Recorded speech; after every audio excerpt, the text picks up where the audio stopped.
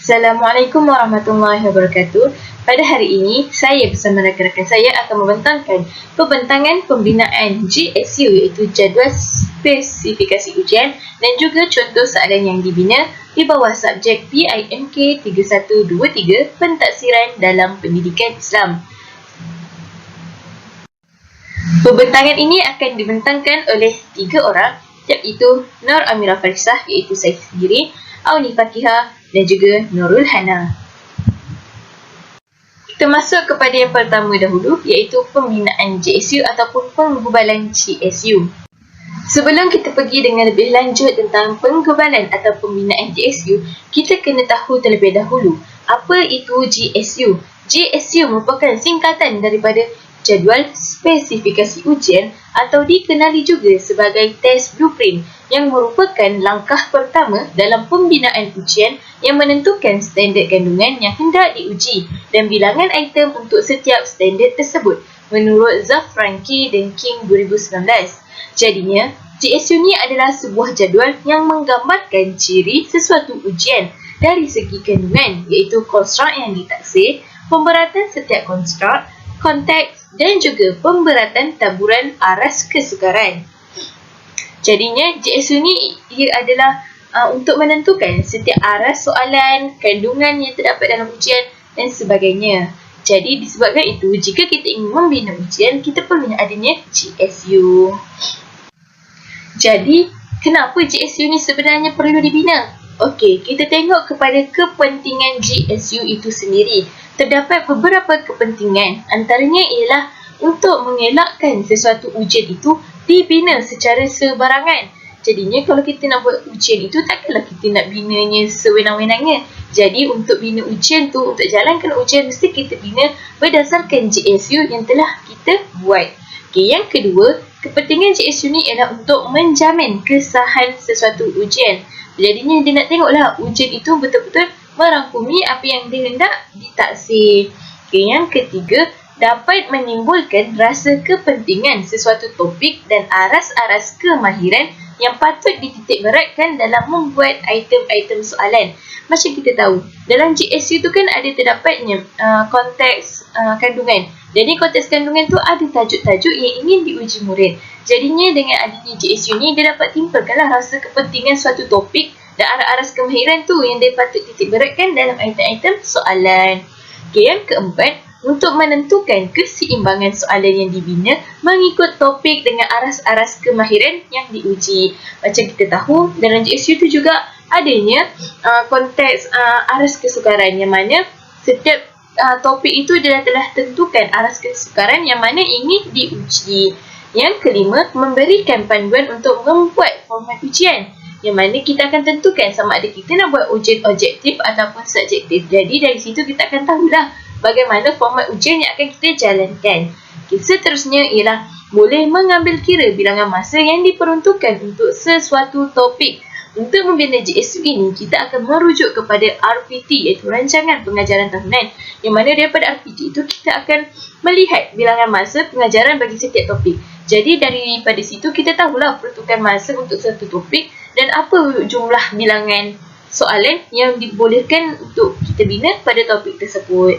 Dan yang terakhir ialah pentingnya GSU ini ialah membolehkan kita membuat perbandingan di antara satu ujian dengan ujian yang lain. Jadinya kita dapat buat bandingan lah antara ujian yang kita buat berdasarkan GSU dan juga ujian yang kita buat berdasarkan tidak guna GSU. Jadinya yang guna GSU ni adalah ujian yang mempunyai kesahan dan kepercayaan yang tinggi, kerana ia dapat menguji murid itu dengan lebih jelas dan betul. Komponen-komponen GSU. Terdapat 4 komponen utama yang terkandung dalam GSU.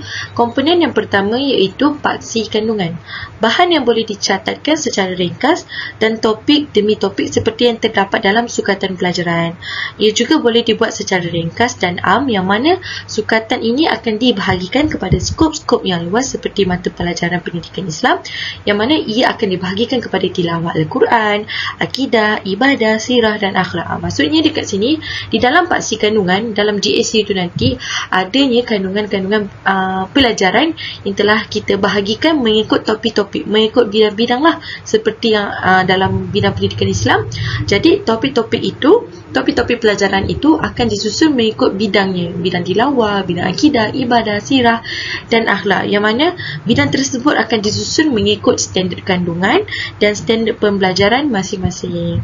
Seterusnya, komponen yang kedua iaitu paksi kemahiran.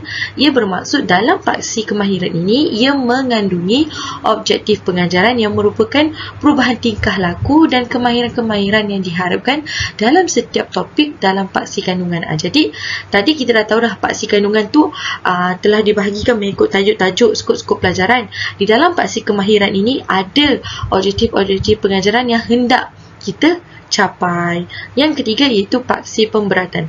Pada paksi pemberatan ini ialah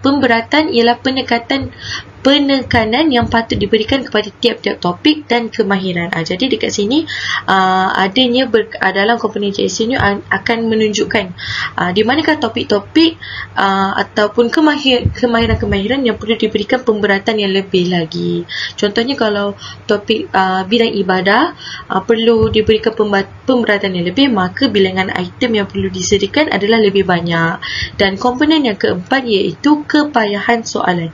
Dalam komponen yang keempat ini bermaksud untuk ujian itu bersifat rujukan norma. Ini bermaksud min kepayahan ujian tersebut sebaik-baiknya adalah 50%. Maksudnya kesukaran bagi setiap soalan yang kita akan bina adalah 50%, dan kemudian soalan mudah pula adalah lebih kurang 70%. Daripada calon boleh menjawabnya boleh menjadi motivasi kepada calon-calon yang lemah. Jadi berikut merupakan adalah 4 komponen di dalam GSU.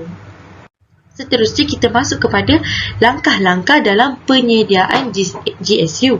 Terdapat 4 langkah utama yang boleh dilaksanakan. Yang pertama, mengkaji sukatan pelajaran. Yang kedua, menganalisis objektif pengajaran. Ketiga, menentukan bilangan soalan. Keempat, menentukan jenis soalan. Kita masuk kepada langkah yang pertama iaitu mengkaji sukatan pelajaran. Semasa di langkah ini, ia merupakan adalah salah satu langkah bagi memperolehi maklumat yang menyeluruh tentang kurikulum yang telah dibina. Kandungan sukatan pelajaran ini perlu untuk kita analisis, untuk kita tentukan kepentingan tiap-tiap tajuk dan kandungannya. Antara aspek-aspek yang dikaji ialah skop dan kedalaman pengajaran bagi sesuatu tajuk. Jadi, pendekatan yang telah diambil oleh guru dalam pengajaran sesuatu tajuk dan kepentingan bandingan di antara satu tajuk dengan tajuk-tajuk yang lain juga akan diambil kira. Seterusnya, sukatan pelajaran ini perlu dianalisis kerana untuk melihat sejauh mana kompleksiti sesuatu tajuk dan masa pengajaran yang diperuntukkan bagi sesuatu tajuk tersebut. Jadi, langkah pertama ini sangat-sangat penting, di mana seseorang penggubal GSU itu perlu mengkaji sukatan pelajaran untuk mereka mengetahui sejauh mana skop dan kedalaman bagi pengajaran sesuatu tajuk ataupun sesuatu bidang itu. Jadi daripada situlah mereka dapat membuat bandingan antara tajuk-tajuk dan bidang-bidang tertentu yang mana perlu diberikan pemberatan yang lebih. Hasil daripada analisis itu mereka dapat tentukan masa dan waktu yang sesuai bagi setiap tajuk dan jumlah item yang akan dilaksanakan. Seterusnya, untuk langkah yang kedua ialah menganalisis objektif pengajaran. Di mana langkah yang kedua ini adalah dengan menganalisis objektif pengajaran. Objektif pengajaran ini dianalisis untuk kita tentukan pelajaran pengetahuan dan kemahiran yang perlu diuji. Analisis objektif pengajaran ini juga untuk menentukan tahap kesukaran mana yang perlu diuji. Lazimnya, aras pengetahuan dan kemahiran ini diasaskan kepada pembahagian yang dibuat oleh taksonomi Bloom dalam kajian mereka, di mana untuk aras pengetahuan dan kemahiran ini kita akan tentukan pembahagiannya melalui 6 aras yang kita guna dalam taksonomi Bloom. Maklumat-maklumat di atas adalah penting kepada penggubal kertas kerana ujian dan pembina soalan ujian untuk menentukan jenis dan bilangan soalan ujian yang perlu dibina. Berdasarkan penganalisaan inilah GSU akan terbina. Lazimnya GSU ini mengandungi 3 paksi utama, iaitu paksi pertama mengandungi tajuk atau subtajuk. Paksi yang kedua adalah paksi kemahiran yang biasanya mengandungi aras kemahiran, dan paksi yang ketiga adalah paksi wajaran yang mengandungi peratus pemberatan setiap tajuk dan bahagian soalan. Okey, untuk menganalisis objektif ni kita akan tentukan berdasarkan 3 paksi inilah. Yang pertama, paksi kita tengok berdasarkan tajuk atau subtajuk yang kita nak ajar, yang kita dah ajar. Yang paksi yang kedua ialah kita kena tengok berdasarkan aras kemahiran, dan paksi yang ketiga kita akan tengok peratus pemberatan bagi setiap tajuk yang kita pilih. Untuk langkah yang ketiga ialah menentukan bilangan soalan, di mana jumlah soalan haruslah mencukupi untuk mewakili kandungan pengajaran objektif, domain objektif pengajaran dan peringkat objektif pengajaran yang hendak diukur. Jumlah soalan ini adalah penting kerana ia mempengaruhi kebolehpercayaan dan kesahihan sesuatu ujian, di mana kebolehpercayaan ujian adalah keupayaan sesuatu ujian itu memberi markah yang sama sekiranya pelajar menjawab semula ujian tersebut. Kesahihan pula bermaksud keupayaan sesuatu soalan itu mengukur apa yang telah digariskan.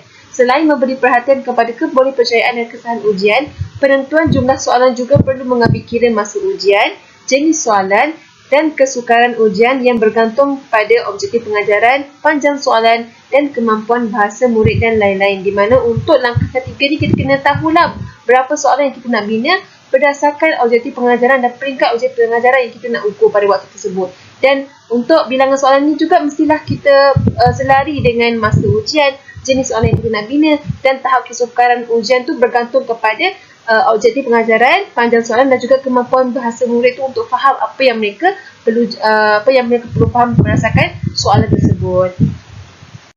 Untuk langkah yang keempat dengan menentukan jenis soalan, di mana langkah yang keempat adalah menentukan jenis soalan yang sesuai dengan tahap domain objektif pengajaran dan peringkat objektif pengajaran yang kita nak ukur. Dan kita seharusnya dapat menggubal dan membentuk soalan itu sesuai berdasarkan tajuk, peringkat atau kemahiran, aras kemahiran. Seterusnya dapat membina soalan yang bersesuaian dengan isi pengajaran dan tahap kecerdasan murid. Untuk langkah keempat ni kita pentinglah supaya kita kena tahu jenis soalan apa yang kita nak bina, sama ada soalan subjektif ataupun soalan objektif. Dan soalan objektif tu jenis soalan yang macam mana supaya murid dapat faham berdasarkan objektif pengajaran yang kita nak capai pada tahap tersebut. Dan bentuk soalan yang kita nak bina ni mestilah kita berdasarkan tajuk, peringkat atau aras kemahiran yang telah kita tentukan.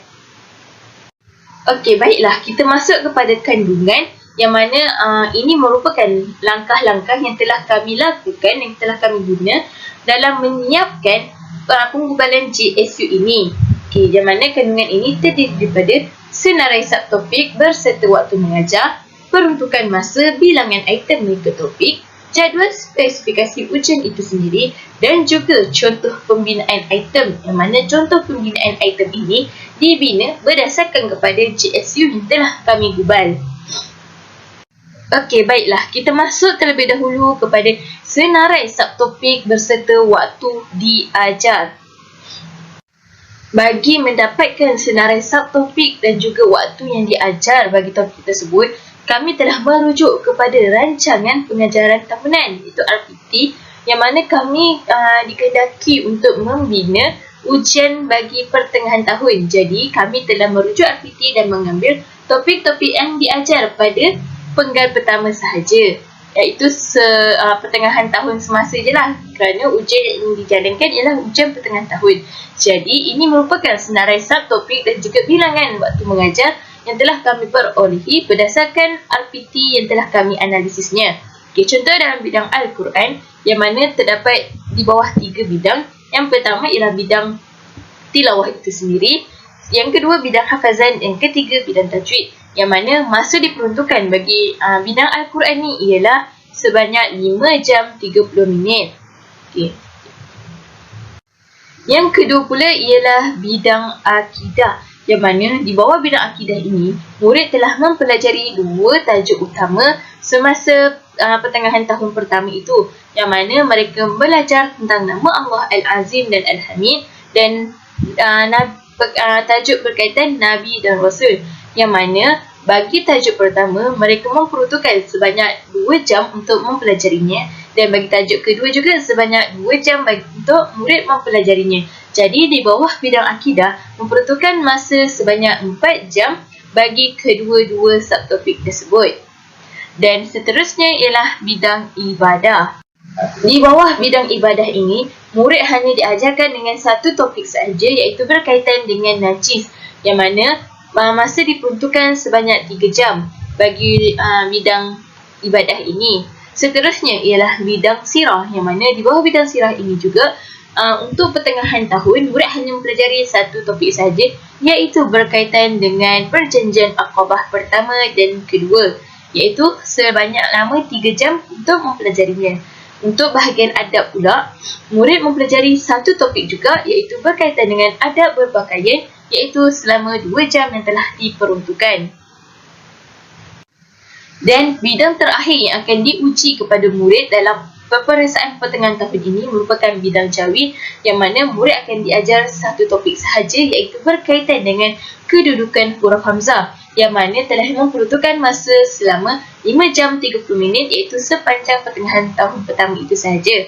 Dan ini merupakan senarai subtopik dan juga bilangan waktu yang telah kami perolehi daripada rancangan pengajaran tahunan untuk mendapatkan topik serta bilangan masa bagi kami meneruskan penggubalan JSU, kerana ini merupakan langkah utama yang perlu kami dapatkan bagi membina JSU itu sendiri. Jadi di sini terdapat 6 bidang yang akan diuji kepada murid dalam peperiksaan pertengahan tahun.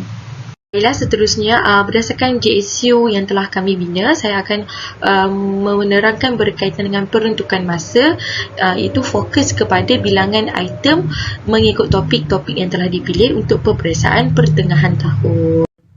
Okey, seperti yang kita lihat, untuk topik yang pertama 1.3 hafazan, iaitu menghafaz dan mengamalkan surah At-Takasur dengan betul dan bertajwid dalam solat dan kehidupan harian secara beradab dan istiqamah. Jadi daripada hasil perkiraan peratus markah muktamad, item yang telah kami tetapkan untuk topik berkenaan sebanyak 2 item soalan.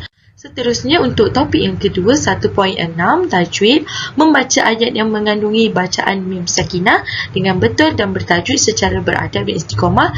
Kami dapati 5 item lah yang boleh dilakukan untuk topik ini. Seterusnya bagi bidang akidah pula, 3.1 meyakini konsep nama Allah Al-Azim dan Al-Hamid serta mengaplikasikannya dalam kehidupan secara beradab dan istiqamah secara adab dan istiqamah. Jadi bilangan item yang telah kami tetapkan hasil daripada perkiraan peratus markah, ada 5 item bagi topik ini. Bagi topik yang seterusnya, iaitu dalam bidang ibadah pula, 4.1 merumus dan mengamalkan konsep bersuci daripada najis mukhafafah, mutawasitah dan mughalazah dengan betul secara beradab dan istiqamah. Jadi hasil perkiraan kami telah menetapkan 4 item soalan. Bagi seterusnya tajuk dalam bidang sirah pula, 5.1 merumus iktibar daripada peristiwa hijrah Rasulullah, terdapat 4 item soalan. Seterusnya bagi bidang adab pula, 6.1 merumus adab berpakaian yang menepati syarak dan mengamalkannya secara beradab dan istiqamah. Terdapat 3 item soalan yang telah kami tentukan. Dan yang terakhir sekali dalam bidang jawi pula, 7.1 mengenal, membaca dan menulis perkataan yang mengandungi huruf hamzah dengan betul secara beradab dan istiqamah. Jadi hasil daripada perkiraan peratusan markah dan perkiraan mengikut bidang dan topik-topik pembelajaran, dapatlah 7 item soalan. Okey, baiklah. Baiklah, kita akan masuk kepada aspek jadual spesifikasi ujian JSU. Okey, jadi untuk pembinaan JSU ni kami merujuk kepada standard kandungan dan standard pembelajaran dan juga kemahiran kognitif taksonomi Bloom, di mana untuk dalam bidang Al-Quran kami membuat 2 soalan objektif dalam bidang hafazan, iaitu 1.3.1 dan 1.3.2, di mana menghafaz surah At-Takasur dengan betul dan bertajwid, dan 1.3.2 mengamalkan bacaan surah At-Takasur dalam kehidupan seharian. Jadi kami membuat 2 soalan objektif, 4 markah, masing-masing 4 markah pada aras mengaplikasi. Okey, jadi seterusnya untuk bidang tajwid pula, membaca ayat yang mengandungi bacaan mim sakinah dengan betul dan bertajwid secara beradab dan istiqamah. Okey, untuk bidang ni kami membuat 5 soalan, iaitu 4 soalan objektif dan 1 soalan struktur. Okey, subjektif. Okey, kami membuat soalan objektif 1.6.1 dan juga 1.63. Okay, untuk 1.61 ni kami membuat 3 soalan objektif. Masing-masing ada 2 markah, 3 markah untuk soalan objektif yang ketiga, 2 markah, objektif yang keempat, 3 markah, dan soalan objektif yang kelima 3 markah. Okay, jadi kat sini ada 3 soalan. Dan untuk SP 1.63 aplikasi hukum tajwid ni kami membuat 1 soalan objektif dan juga 1 soalan struktur. Okey, untuk soalan objektif ke-6 4 markah dan soalan struktur soalan struktur yang pertama 4 markah. Jadi kat sini untuk 1.63 ni kita ada 2 soalan. Jadi untuk tajwid ni ada 5 soalan.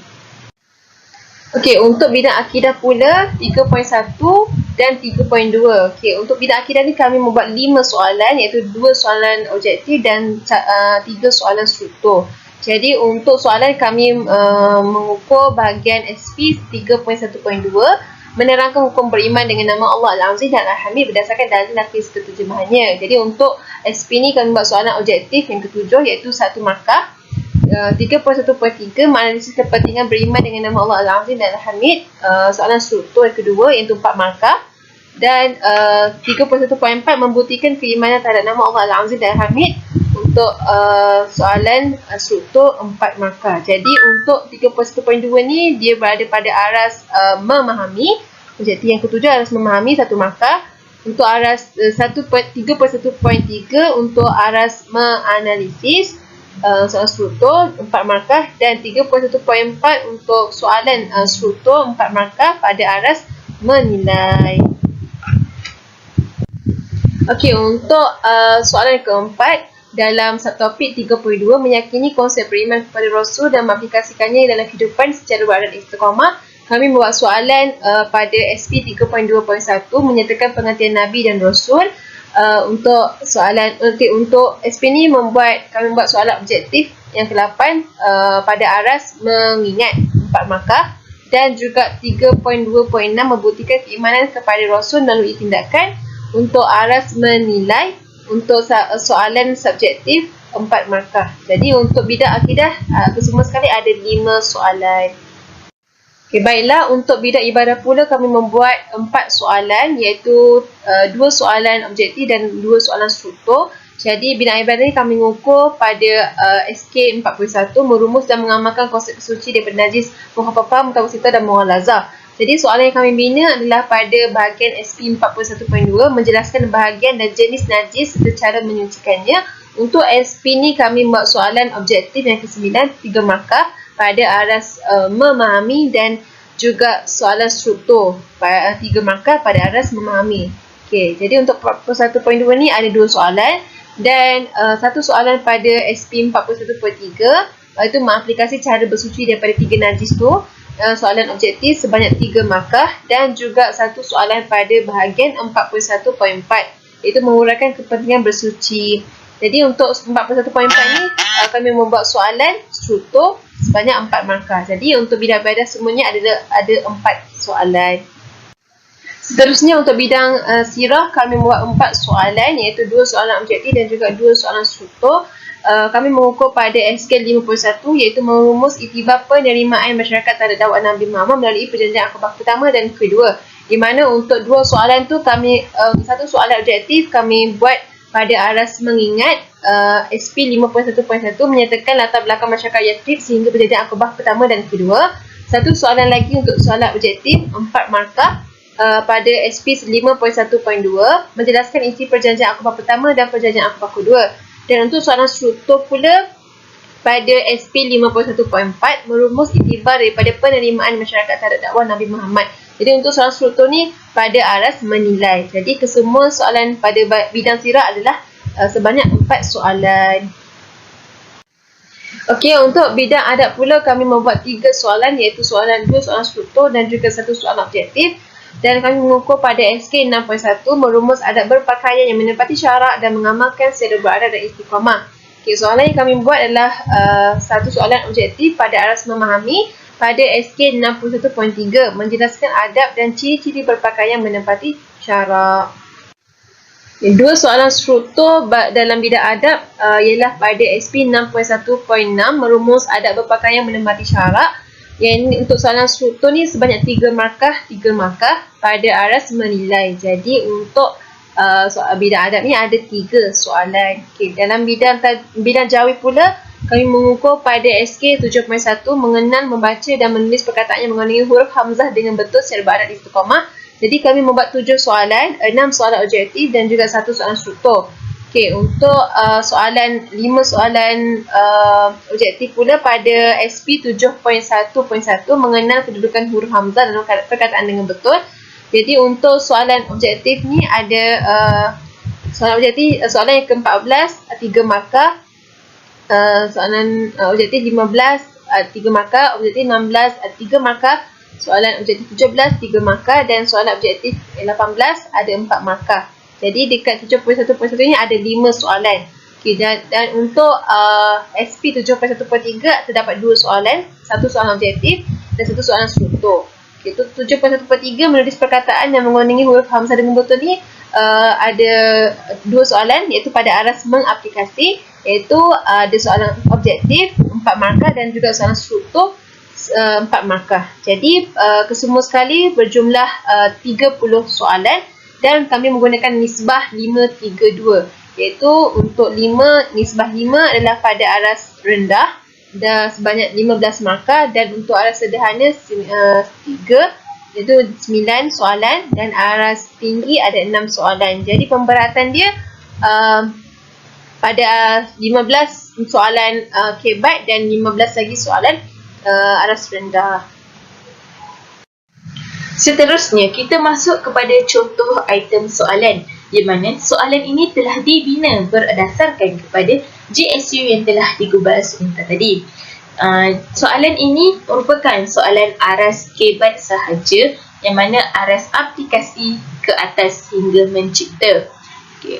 Soalan ini telah dibina secara berasingan antara kami bertiga, iaitu antara saya, Amira, Auni dan juga Hana. Dan kami telah memilih soalan di antara kami untuk menjadikannya sebagai contoh di dalam pembentangan kami pada hari ini. Contoh item soalan ini terdiri daripada 2 bentuk item, iaitu soalan objektif dan juga soalan subjektif. Kita masuk kepada soalan objektif dulu, yang mana terdiri daripada 5 bentuk soalan objektif. Soalan objektif ini juga terdiri daripada pelbagai bidang yang terdapat di dalam GSU itu. Kita masuk kepada soalan objektif yang pertama, iaitu di bawah bidang Al-Quran, yang mana soalan ini ingin menguji hafazan murid di bawah standard pembelajaran 1.3.1, iaitu menghafaz surah At-Takasur dengan betul dan bertajwid, yang mana standard pembelajaran ini diletakkan aras mengaplikasi. Jadinya ini adalah bentuk soalan yang akan diuji kepada murid, iaitu soalannya ialah berdasarkan pilihan jawapan yang diberi, lengkapkan surah At-Takasur di bawah dengan jawapan yang betul. Jadinya soalan ini meminta murid untuk melengkapkan surah At-Takasur di bawah dengan jawapan-jawapan yang telah diberi. Jadinya murid hanya perlu meletakkan pilihan jawapan itu pada tempat yang betul. Ini ingin menguji hafazan murid itu sama ada mereka sudah menghafaz surah At-Takasur ataupun tidak. Seterusnya, contoh soalan yang telah dibina di aras kibat yang kedua ialah di bawah bidang tajwid, yang mana dia telah dibina berdasarkan kepada standard pembelajaran 1.6.3, iaitu mengaplikasi hukum tajwid dalam pembacaan Al-Quran, yang mana dia telah ambil pada aras mengaplikasi, iaitu nak suruh murid aplikasikan pengetahuan tentang hukum tajwid yang telah mereka pelajari di dalam pembacaan Al-Quran. Jadi bentuk soalan yang telah dibina ialah gariskan hukum tajwid yang terdapat dalam potongan ayat yang diberi. Jadinya kami telah memberi satu contoh ayat dan meminta murid untuk menentukan hukum tajwid pada ayat yang telah digariskan itu. Apakah hukum tajwidnya? Seterusnya kita akan masuk kepada contoh contoh-contoh bagi soalan objektif bidang ibadah. Okey, seperti yang kita tengok arahan soalan, susun semula cara bersuci daripada najis mughalazah mengikut turutan yang betul. Jadi markahnya adalah 3. Jadi di sini soalan objektifnya jawapan telah diberikan, maka murid-murid perlu susun cara-cara untuk menyucikan najis mughalazah mengikut turutan daripada yang awal sehingga turutan yang terakhir dengan betul. 1 jawapan, 1 markah. Seterusnya, soalan objektif yang kedua dalam bidang tajwid pula. Arahan soalan, perhatikan gambar di bawah, kemudian bulatkan potongan ayat yang menunjukkan bacaan izhar syafawi serta cerakinkan hurufnya. Jadi contohnya kita dapat tengok soalannya lahum mukhazanatuha. Jadi murid-murid perlu buat 2 perkara lah. Yang pertama sekali, murid-murid perlu bulatkan bacaan yang menunjukkan izhar syafawi. Seperti dalam contoh tu ada bulat pada huruf mim bertemu dengan huruf kha. Jadi di situlah bacaan izhar syafawi. Dan yang kedua, murid-murid perlu cerakinkan huruf yang bertemunya izhar syafawi itu huruf mim bertemu dengan huruf kha. Jadi setiap satu itu bulatan itu 0.5 markah dan cerakinkan huruf pula 0.5 markah. Jadi ada 4 soalan maka 4 markah. Seterusnya, untuk soalan objektif yang kelima, kami mengambil contoh dalam bidang tajwid, iaitu pada arasm aplikasi. Di mana untuk soalan ni, murid perlu sambungkan huruf di bawah menjadi perkataan yang sempurna dengan memastikan kedudukan hamzah yang betul. Jadi kat sini, murid perlu aplikasilah pengetahuan mereka dalam bidang jawi untuk mereka sambungkan huruf menjadi perkataan yang sempurna. Seterusnya, kita akan masuk kepada 5 contoh soalan subjektif yang terdiri daripada pelbagai bidang. Okey, untuk soalan subjektif yang pertama, kami mengambil dalam bidang tajwid, iaitu pada arasm analisis, di mana untuk soalan pertama ni sebanyak 4 markah, murid perlu menulis 4 potongan ayat yang mengandungi hukum mim sakinah berdasarkan ayat yang diberi. Jadi kat sini murid perlu menganalisis lah dekat mana potongan ayat yang mengandungi hukum mim sakinah yang telah dipelajari. Ini setiap satu soalan bersama dengan 1 markah, dan kat sini murid perlu tulis 4 jawapan yang betul dan bersamaan dengan 4 markah dalam bidang menganalisis. Okey, soalan subjektif yang kedua kami mengambil dalam bidang akidah, di mana untuk soalan ini adalah pada aras menilai sebanyak 4 markah, di mana untuk soalan ini jelaskan 2 tindakan yang membuktikan bahawa anda beriman dengan nama Allah Al-Azim dan menghadapi situasi di atas. Jadi untuk soalan ini murid perlu menilai dan menjelaskan 2 tindakan yang murid perlu buat untuk menghadapi situasi di atas. Jadi kat sini murid perlu membuat penilaian lah berdasarkan penyertaan yang diberi. Dan jawapan yang diberi tu mestilah ada isi dan huraian, dan setiap jawapan tu adalah bersamaan dengan 2 markah. Dan semua sekali adalah bersamaan dengan 4 markah. Seterusnya, kita masuk kepada contoh soalan subjektif yang ketiga, iaitu di bawah bidang ibadah, yang mana dia punya standard pembelajarannya ialah menghuraikan kepentingan bersuci dalam kehidupan harian di bawah aras kesukaran menganalisis. Kita tengok kepada contoh soalan yang telah diberi, yang mana kami telah menyatakan satu kenyataan, iaitu innallahu yuhibbut tawwabin wa yuhibbut mutahhirin. Maksudnya, sesungguhnya Allah menyukai orang-orang yang bertaubat dan orang-orang yang menyucikannya atau membersihkan diri, dalam surah Al-Baqarah ayat 222. Berdasarkan firman Allah di atas menunjukkan bahawa setiap umat Islam perlu menyucikan dan membersihkan diri. Mengapakah perlu untuk kita bersuci di dalam kehidupan seharian? Berikan 4 kepentingan yang betul. Jadinya di sini berdasarkan kepada pernyataan di atas, guru 6 murid ni untuk menganalisis apakah 4 kepentingan kita menyucikan diri. Jadi ini merupakan contoh soalan subjektif yang telah kami bina. Contoh soalan subjektif bagi bidang akhlak pula, stimulusnya ialah semasa berjalan di pusat membeli belah, anda ternampak rakan anda yang berpakaian tidak sopan di khalayak ramai. Pada pandangan anda, jelaskan tindakan yang akan anda lakukan bagi memastikan tiada rakan yang tidak berpakaian menepati syarak. Jadi di sini murid-murid perlu menilailah tindakan-tindakan yang sewajarnya bagi memastikan agar rakan-rakan tidak melakukan tidak berpakaian menepati syarat tu lagi. Jadi dekat sini berkaitan dengan topik adab berpakaian. Seterusnya, soalan sajatif bagi bidang jawi pula ialah soalannya arahan bina ayat berdasarkan perkataan yang diberi 4 markah. Jadi di sini murid-murid perlu bina ayat mengikut 4 perkataan yang telah diberi dengan betul.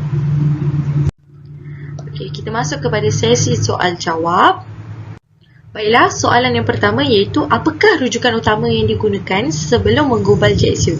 Jadi rujukan yang boleh digunakan ataupun dokumen-dokumen yang boleh dijadikan rujukan untuk para penggubal JSU iaitu RPT, Rancangan Pengajaran Tahunan. Okey, jadi Rancangan Pengajaran Tahunan RPT ini merupakan salah satu dokumen penting yang perlu dijadikan rujukan utama sebelum menggubal JSU kerana ia merupakan satu garis panduan kepada para guru ataupun para penggubal JSU untuk mengetahui topik-topik pembelajaran ataupun skop-skop tajuk yang perlu dimasukkan dalam item soalan mengikut minggu ataupun sepanjang tahun. Jadi yang mana kita tahu dalam RPT ni telah disusun rancangan yang dibina ni berdasarkan huraian sukatan pelajaran sepanjang tahun mengikut kesesuaian kelas dan tahap pencapaian murid. Jadi daripada RPT inilah para penggubal JSU dapat mengetahui topik-topik yang boleh mereka masukkan mengikut tahun ataupun minggu.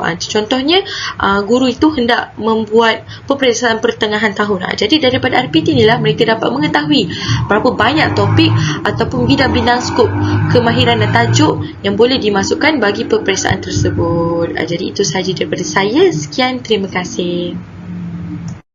Soalan kedua, bagaimanakah kita hendak memastikan item soalan yang dibina selaras dengan arah soalan? Jadi untuk soalan ni kita kena tengok SP dan juga SK yang telah kita bina dalam pembinaan JSU.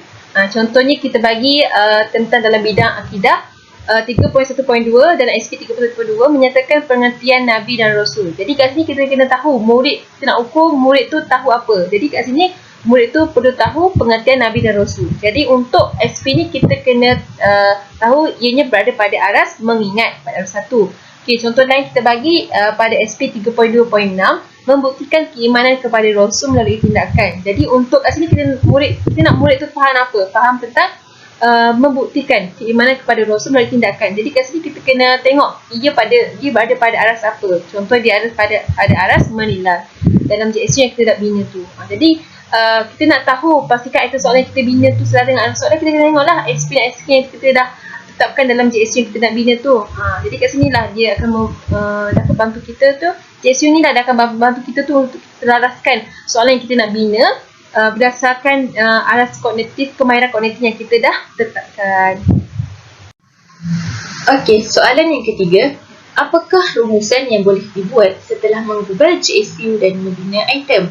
Okey, rumusan yang boleh dibuat setelah menggubal JSU dan membina item ni ialah macam kita tahu, JSU ini dia merupakan aspek yang penting dalam penyediaan sesuatu ujian. Jadi, ujian yang tidak mempunyai perancangan yang rapi biasanya tidak mempunyai kesahan dan kebolehpercayaan yang tinggi. Jadi, cara yang baik untuk kita ni merancang sesuatu ujian ni adalah dengan menyediakan JSU iaitu jadual spesifikasi ujian yang mana dia merupakan rancangan persediaan item atau soalan. Okay, dalam sebuah penilaian, JSU ni mempunyai peranan yang sangat penting kerana tanpa JSU sudah semestinya soalan yang kita bina itu tidak mencapai kesahan dan kebolehpercayaan yang tinggi. Jadinya, untuk membina item ini pula, rumusan yang kita dapat lihat ialah kita ini perlunya mempunyai pengetahuan yang tinggi terutama dalam untuk membina soalan. Kerana soalan yang ingin dibina ini ialah soalan pada aras kebat yang sudah semestinya sangat tinggi dan kita memerlukan pengolahan idea yang begitu baik bagi apa yang ingin kita sampaikan pada soalan itu sampai juga kepada anak murid kita walaupun pada aras kebat. Jadinya membina item ini bukannya mudah. Sudah semestinya ada kesukaran dia yang mana kita perlu tahu setiap aras kesukaran itu apa kata kerja yang akan kita gunakan. Jadinya dari situ kita dapat tentukanlah apa jenis soalan yang akan kita ketengahkan kepada murid. Jadinya dapat disimpulkan di sini bahawa Menggubal GSU dan membina item ini merupakan satu persediaan awal kepada kita, khususnya kepada bakal guru pada masa akan datang, untuk menjadi seorang guru lebih kompeten dengan tanggungjawab yang diberi. Dan ini akan lebih menjadikan kita seorang guru yang bersiap sedia pada masa akan datang. Kerana apabila sudah bergelar seorang guru, sudah semestinya kita akan berhadapan dengan tugasan untuk membina GSU dan juga membina item. Jadinya ini merupakan satu pengalaman dan pengajaran baharu kepada saya untuk mempelajarinya, kerana ia akan memberi manfaat pada saya pada masa akan datang.